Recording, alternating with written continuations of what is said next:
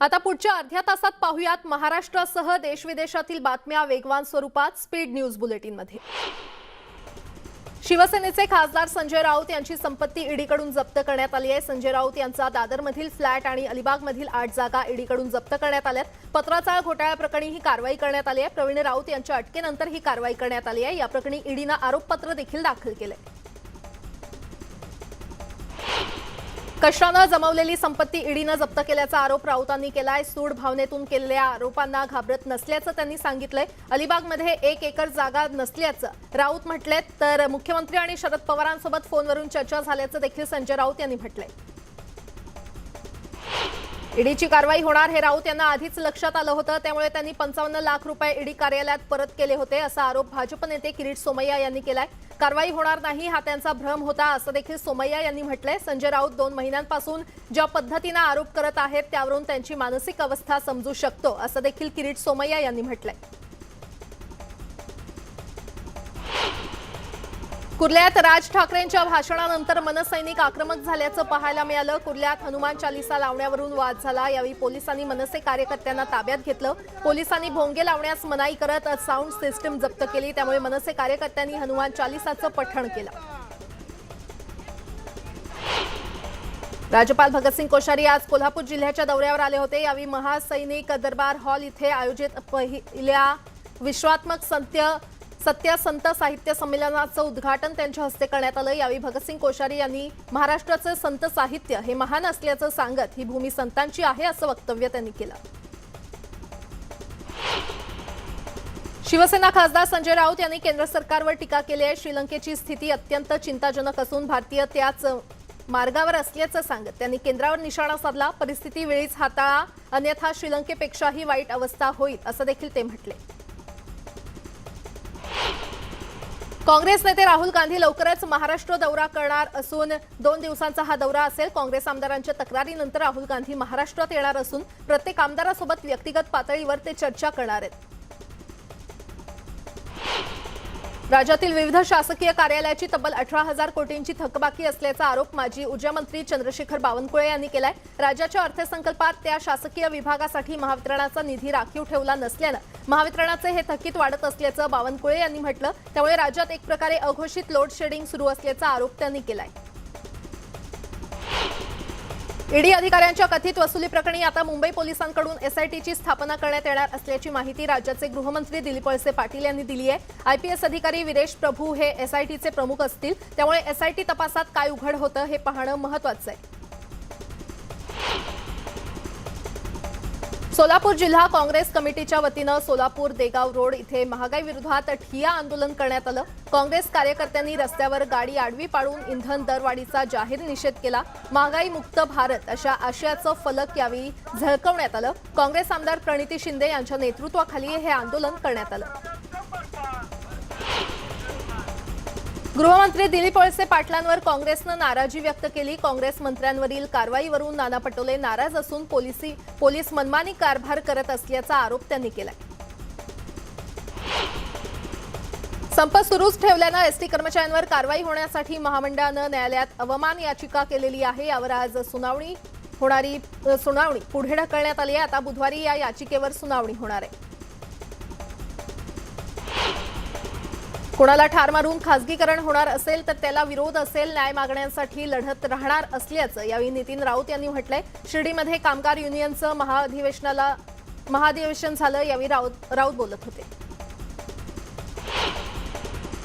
सांगलीतल्या कवठे महाकाळ तालुक्यात वादळी वाऱ्यासह अवकाळी पाऊस पडला। यावेळी घोरपडी इथे घराची भिंत कोसळून महादेव टेंगले या 75 वर्षाच्या वृद्धाचा मृत्यू झाला असून 4 ते 5 जण जखमी झाले।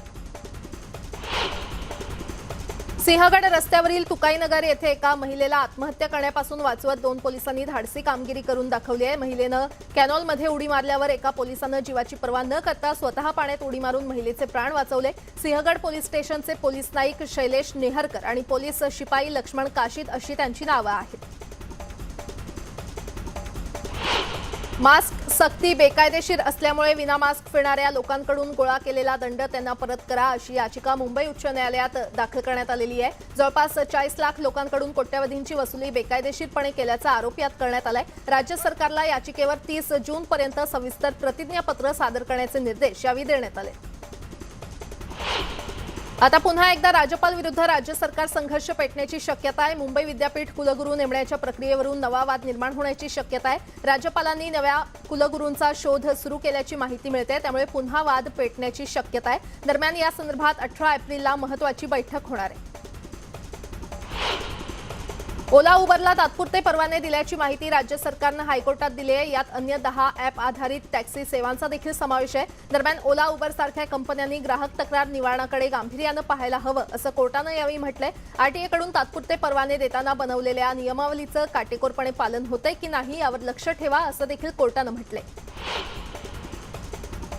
कांदिवलीत कपोल विद्याधिनी इंटरनॅशनल शाळेतील महिला प्राचार्यावर गुन्हा दाखल करण्यात आलेला आहे। पालकांनी वेळेत शुल्क न भरल्यानं या विद्यार्थ्यांना वेगळं बसवल्याचा धक्कादायक प्रकार समोर आलाय। पालकांच्या तक्रारीनंतर देखील पोलीस या प्रकरणात लक्ष घालत नव्हते, मात्र मनसेनं हस्तक्षेप केल्यानंतर प्राचार्या रेश्मा हेगडेसह 2 शिक्षकांवर गुन्हा दाखल करण्यात आलाय।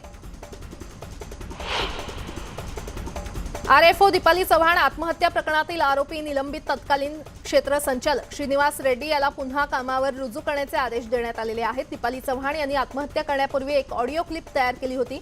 यामध्ये त्यांनी श्रीनिवास रेड्डींकडून मानसिक छळ होत असल्याचा आरोप केला होता। त्यानंतर रेड्डीचं निलंबन करण्यात आलं होतं, मात्र आता त्याला पुन्हा सेवेत घेण्याचे आदेश सरकारने दिले। अहमदनगरमध्ये वन विभागातील भ्रष्टाचार प्रकरणाच्या चौकशी समितीवर आमदार निलेश लंके यांनी आक्षेप घेतलाय। वनरक्षक आणि वनपाल यांची सही नसताना देखील वरिष्ठ अधिकाऱ्यांनी सह्या करून बिल मंजूर केली आणि या प्रकरणी चौकशी समिती नेमण्यात आली असून ज्यांच्यावर आरोप आहेत ते चौकशी समितीत कसे असा सवाल देखील लंके यांनी उपस्थित केला। बार्शी तालुक्यातील आगळगाव रस्ता अत्यंत खराब झाला असून ओढ्यावरील पुलाला मोठं भगदाड पडलंय। याबाबत लेखी निवेदन देऊन देखील उपाययोजना करण्यात आल्या नाहीत, त्यामुळे आगळगाव ग्रामस्थांनी गांधीगिरी मार्गाने पुलावरील खड्ड्यात झाडं लावत या समस्येकडे प्रशासनाचं लक्ष वेधण्याचा प्रयत्न केला। जळगाव जिल्हा महसूल कर्मचाऱ्यांच्या तर्फे आपल्या विविध मागण्यांसाठी जिल्हाधिकारी कार्यालयासमोर महसूल कर्मचारी यांनी बेमुदत संप पुकारलाय। संपकऱ्यांनी आज दुसऱ्या दिवशी आपल्या मागण्यांसाठी तीव्र आंदोलन छेडलं। 2 वर्षांपासून प्रलंबित असलेल्या मागण्यांसाठी संप पुकारलाय। या संपाला दुसऱ्या दिवसापासून कास्ट ट्राईब संघटना महासंघ महाराष्ट्र राज्यातर्फे पाठिंबा देण्यात आलाय। यावेळी संघटनेचे पदाधिकारी उपस्थित होते। जिल्हा रुग्णालयाच्या बाह्य रुग्ण विभागात 3 बोगस महिला बोगस डॉक्टर आढळल्यानं खळबळ उडालेली आहे। 3 बोगस डॉक्टर रुग्णालयात फिरत असताना हा प्रकार इन्चार्ज सिस्टरच्या लक्षात आला। रुग्णालयात प्रशासनानं या 3ही बोगस महिला डॉक्टरांना पोलिसांच्या ताब्यात दिलं। याबाबत सरकारवाडा पोलीस अधिक तपास करतायत। धुळे जिल्ह्यात चोरांच्या आणि लुटारूंच्या मुसक्या आवळण्यात पोलिसांना अपयश आलेलं आहे। महामार्गापासून तर छोट्या खेड्यांपर्यंत चोरटे धुमाकूळ घालत असताना जिल्हा पोलीस यंत्रणा मात्र हतबल दिसून येते। मुंबई आग्रा महामार्गावरील चोरीची घटना ताजी असतानाच सिंदखेडा तालुक्यातील विरदेल गावातील चोरी झाली, मात्र दोन्ही ठिकाणी चोरी करणाऱ्या चोरांना पकडण्यात पोलिसांना अपयश आले। नांदेडमधील प्रसिद्ध बांधकाम व्यावसायिक संजय बियाणी यांच्या हत्येच्या बातमीनंतर शहरातील आनंद नगर भागात तणावाचं वातावरण निर्माण झालं। या भागातील काही दुकानावर दगडफेक करण्यात आली, त्यामुळे बाजारपेठ बंद करण्यात आली। नांदेडमध्ये बांधकाम व्यावसायिक संजय बियाणी यांची दिवसाढवळ्या गोळ्या झाडून हत्या करण्यात आली। शारदा नगर इथे त्यांच्या घराबाहेर दुचाकीवरून आलेल्या 2 आरोपींनी त्यांच्यावर गोळीबार केला। यानंतर उपचारावेळी त्यांचा मृत्यू झाला। उस्मानाबादच्या परंडा इथे पोलिसांच्या पथकावर प्राणघातक हल्ला करण्यात आला। कुर्डुवाडी इथे आरोपींना पकडण्यासाठी गेलेल्या पोलिसांच्या डोळ्यात तिखट चटणी टाकण्यात आली, मात्र तरीही पोलिसांनी या दोघांना अटक केली असून 4 जण फरार झाले। मुंबईत पोलिसांनी गुंडांची धिंड काढण्याचा प्रकार समोर आलाय। ड्रग्सची तस्करी करणाऱ्या 8 जणांना अटक करत त्यांची धिंड काढण्यात आली। पोलीस उपनिरीक्षक हर्षद काळे यांनी ही कारवाई केली आहे। नागपुरात पुन्हा एकदा गुंडांचा हैदोस पाहायला मिळाला। रेकॉर्डवरचे गुन्हेगार कारच्या बोनेटवर बसून दारू पीत नागपूरच्या रस्त्यावर फेरफटका मारत धुडगूस घालत होते। याचा व्हिडिओ सध्या व्हायरल होताच पोलिसांनी 5 जणांना अटक केली आहे। वाशिमच्या रिसोड तालुक्यातील रिठद इथे बँक ऑफ महाराष्ट्राचं एटीएम चोरीला गेलंय। चोरट्यांनी पहाटेच्या सुमारास एटीएम मशीन पळवून नेलं असून आता या चोरट्यांचा पोलिसांकडून शोध घेतला जातोय। पुण्यातल्या ग्रामीण भागात शर्यतीच्या घाटात मुक्या प्राण्यांमुळे एकाचा चक्क 3 वेळा जीव वाचला। बैलगाडा घाटात घोडीवरून खाली पडलेला एक घोडेस्वार थोडक्यात बचावला असून याचा व्हिडिओ सध्या सोशल मीडियावर व्हायरल होतोय।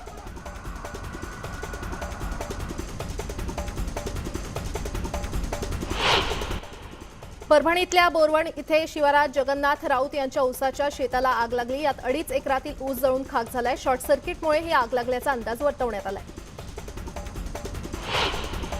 नवी मुंबईतल्या महापे शिळफाटा इथे भुतवली गावाजवळ एका झोपडपट्टीला आग लागली। सुदैवानं यात कोणतीही जीवितहानी झाली नाही। दरम्यान आगीची माहिती मिळताच अग्निशमन दलाच्या जवानांनी घटनास्थळी धाव घेत आगीवर नियंत्रण मिळवलं।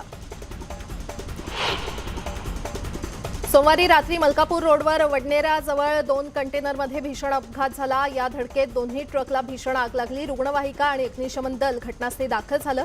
अग्निशमन दलानं आगीवर नियंत्रण मिळवलं असून कंटेनरमधील दोन्ही चालकांचा जळून मृत्यू झाला।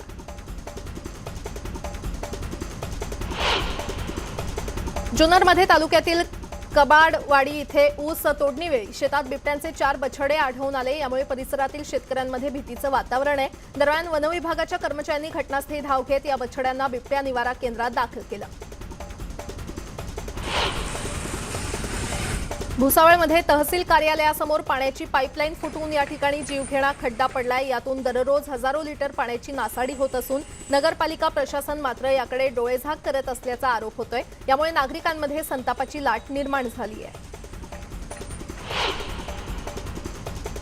अकोला शहरात उष्णतेची लाट पसरली असून अकोल्याची जगातील सर्वात उष्ण शहर म्हणून नोंद झाली आहे। इथला तापमानाचा पारा 44 अंशांवर गेला असून उकाड्यानं नागरिक हैराण झालेत।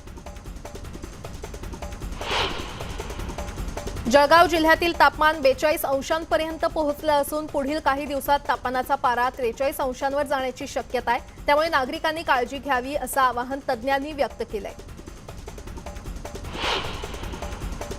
वाशिमच्या मालेगाव तालुक्यातील पिकांना भारनियमनाचा फटका बसत असून पाण्याअभावी शेकडो हेक्टरवरील पिकं सुकण्याच्या मार्गावर आहेत। त्यामुळे शेतकरी हवालदिल झालेत। महावितरणानं शेती पंपांना नियमित वीज पुरवठा करण्याची मागणी इथल्या शेतकऱ्यांनी केली आहे।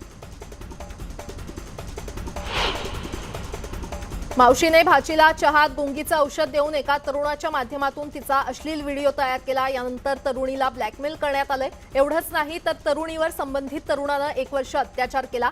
तक्रारीनंतर मावशी आणि मुलाला अटक करण्यात आली आहे। भंडाऱ्यातील साकोली तालुक्यात ही घटना घडली आहे। आज विनायक चतुर्थी निमित्त अष्टविनायक गणपतीपैकी एक असलेल्या रांजणगाव येथील महागणपती मंदिर गाभारा आकर्षक अशा विविध रंगी फुलांनी सजवण्यात आला। दरम्यान लाडक्या बाप्पाला 501 नारळांचा महानैवेद्य दाखवण्यात आला।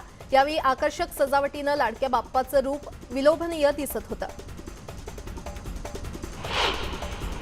महाराष्ट्र केसरी कुस्ती स्पर्धेचा थरार यंदा सातारा जिल्ह्यात अनुभवायला मिळणार आहे। आजपासून स्पर्धेला सुरुवात झाली असून कुस्ती महर्षी मामासाहेब मोहोळ यांच्या स्मरणार्थ महाराष्ट्र केसरी विजेत्याला देण्यात येणाऱ्या गदेचं पूजन करण्यात आलं। रत्नागिरीमध्ये हेल्मेट सक्ती नसणार आहे। या मोहिमेसाठी उच्च आणि तंत्रशिक्षण मंत्री उदय सामंत यांनी पुढाकार घेतला। हेल्मेट सक्तीविरोधात रत्नागिरीकरांची तीव्र नाराजी होती। त्यामुळे हेल्मेट संदर्भात योग्य निर्णय घेण्यासाठी उदय सामंत यांनी पुढाकार घेतला होता। ऊर्जामंत्री नितीन राऊत यांनी शिर्डीमध्ये साईंचं दर्शन घेतलं। वीज कर्मचारी मेळाव्यापूर्वी त्यांनी पत्नीसह साई दरबारात पूजा केली। तुळजापूर इथून ओबीसी आरक्षणाच्या मागणीसाठी ओबीसी संघर्ष यात्रेला सुरुवात झाली। ज्योती क्रांती परिषदेच्या वतीनं ओबीसी आरक्षणाचा जागर करण्यासाठी या रथयात्रेचं आयोजन करण्यात आलं।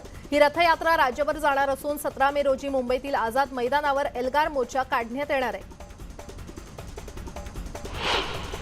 काँग्रेसमधील पक्षांतर्गत नाराजी उघड झाली असून काँग्रेसमध्ये आमदार विरुद्ध मंत्री असा संघर्ष पाहायला मिळतोय। दिल्लीमध्ये 17 आमदारांनी काँग्रेसच्या मंत्र्यांविरोधात महासचिव केसी वेणुगोपाल यांच्याकडे तक्रार केली। काँग्रेस मंत्र्यांचं पक्ष संघटनेकडे लक्ष नाही असा आरोप यावेळी करण्यात आला। देशात कोरोना रुग्णसंख्येत दिवसेंदिवस घट होते। गेल्या 24 तासात कोरोनाचे 795 नवीन रुग्ण आढळून आले असून एका दिवसात 58 जणांचा मृत्यू झालाय तर 1208 जणांनी कोरोनावर मात केली आहे।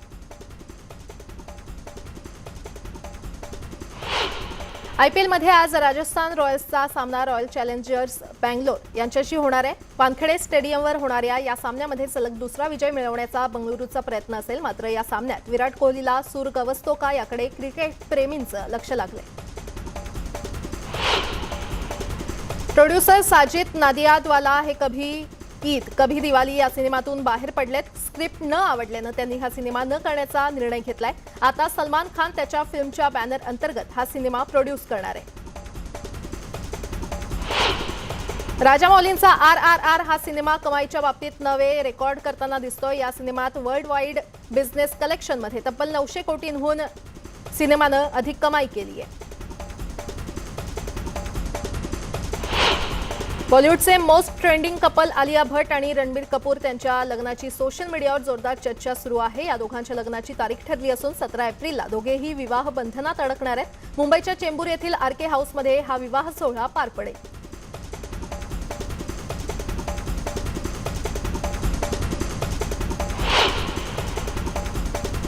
या बातम्यांसह बुलेटिनमध्ये वेळ झाली इथेच थांबण्याची. मात्र ताज्या घडामोडींसाठी पाहत रहा न्यूज 18 लोकमत.